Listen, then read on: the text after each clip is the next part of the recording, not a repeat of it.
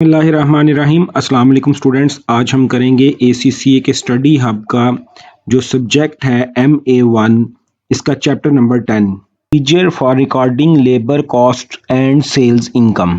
Question number 1, which statements about job card is false. नीचे दी गई 4 स्टेटमेंट में से एक स्टेटमेंट रॉन्ग है और वही हमारा सही आंसर है, जबकि 3 स्टेटमेंट्स सही होंगी, वो हमारा आंसर नहीं होगा। Option number A, job cards में contain some information that is also included on employ time sheets.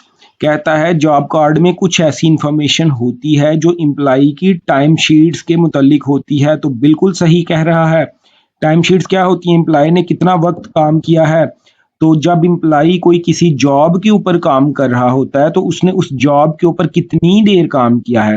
Let's suppose जी मिस्टर ए हैं और इनको एक प्रोजेक्ट है प्रोडक्शन ऑर्डर नंबर 22, इस पे ये काम कर रहे हैं। तो बेटा प्रोडक्शन ऑर्डर नंबर 22 में ये कितनी देर काम करेंगे ये तो हम जॉब कार्ड में मेंशन करते हैं।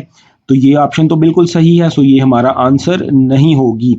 Option number B, job cards are handy when different types of costs needed to be allocated to different jobs। बिल्कुल सही है। एक एम्प्लॉई कितनी जॉब्स पर काम कर रहा है, वो जॉब नंबर 22 पर काम कितनी देर उसने किया, जॉब 23 पर कितनी देर किया, जॉब 24 पर कितनी देर किया। किसी भी एम्प्लॉई के बारे में ये चेक करना कि उसने किस जॉब पर कितनी देर काम किया है, या किसी जॉब के बारे में चेक करना कि उस जॉब के ऊपर कितने एम्प्लॉइज ने कितनी देर काम किया है, कि मिस्टर ए ने ये जो जॉब नंबर 22 थी इसके ऊपर कितनी देर काम किया, मिस्टर बी ने कितनी देर काम किया, मिस्टर सी ने कितनी देर काम किया। तो ये तो बिल्कुल जॉब कार्ड को हम इस्तेमाल करते हैं इस काम के लिए। ऑप्शन नंबर बी भी हमारी सही है, so this is our wrong answer. Option number C, the cost of the hours worked by an employee on job will be calculated by production planning department। वो प्रोडक्शन प्लानिंग डिपार्टमेंट ये check करता है कि किसी employ ने किसी job के ऊपर कितने घंटे काम किया और उसकी कॉस्ट कितनी आई। तो बेटा ये तो अकाउंट्स डिपार्टमेंट चेक करता है, पीपीसी डिपार्टमेंट चेक नहीं करता। सो जो कॉस्ट का काम है वो किसका काम है जी? अकाउंट्स डिपार्टमेंट का काम, वो पीपीसी वालों का काम नहीं है। So option number C is false. So basically this is our right answer. Option number D, a job card may contain entries relating to more than one employee। कहता है एक जॉब कार्ड के ऊपर एक या एक से ज्यादा एम्प्लॉइज की एंट्रीज होती हैं। जी बिल्कुल सही कह रहा है, होती हैं। सो ये भी हमारा रॉन्ग आंसर होगा। हमने अभी ये डिस्कस किया, ये देखें जी, एक जॉब कार्ड के ऊपर जॉब कार्ड नंबर 22 था, इसके ऊपर 1, 2, 3 या इससे ज्यादा एम्प्लॉइज की एंट्रीज होती हैं। सो क्वेश्चन नंबर 1 का जो सही आंसर है वो ऑप्शन नंबर सी है। संजय एक एम्प्लॉई है, उसके बारे में सिनेरियो पढ़ लेते हैं। Sanjay is adding a cost associated with a specific customer order. Sanjay cost check कर रहा है किसी कस्टमर के ऑर्डर की कॉस्ट को चेक किया जा रहा है कि उस ऑर्डर की कितनी कॉस्ट है। लेट्स से एडिडास एक कस्टमर है, उसका ऑर्डर नंबर 22, यहाँ सिर्फ कस्टमर की बात कर रहे हैं, उसकी कॉस्ट चेक की जा रही है। सो आसान अल्फाज में मैं अगर बताऊं तो वो ये कहना चाह रहा है कि संजय कॉस्ट जितनी भी एक कस्टमर के ऑर्डर को फुलफिल करने पे, कंप्लीट करने पर आई, उसको चेक करना चाह रहा है। तो कौन सा डॉक्यूमेंट है जो हमें ये बताएगा? तो बेटा job card is the right answer. Job card क्या होता है?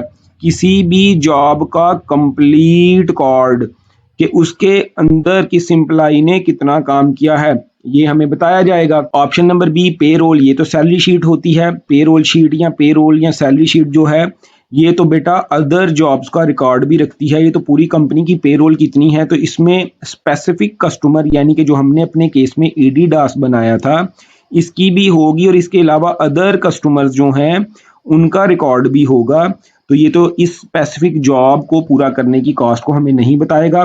टाइम शीट में टाइम होता है, इसमें कॉस्ट का रिकॉर्ड नहीं होता, इसमें वक्त का रिकॉर्ड होता है, तो ये भी नहीं बताया जाएगा। एंड डी, इनवॉइस तो एक ऐसा डॉक्यूमेंट है जो हम अपने कस्टमर को बेचते हैं, बिल बेचते हैं, तो ये भी जॉब की कॉस्ट को नहीं बताएगा। Question number 3, what document is issued to a customer to charge them for product or services received। कहता है कि हम अपने कस्टमर को कौन सा डॉक्यूमेंट बेचते हैं उसको चार्ज करने के लिए। तो इस डॉक्यूमेंट का सिंपल सा नाम होता है बिल, या इसको हम इनवॉइस भी कहते हैं।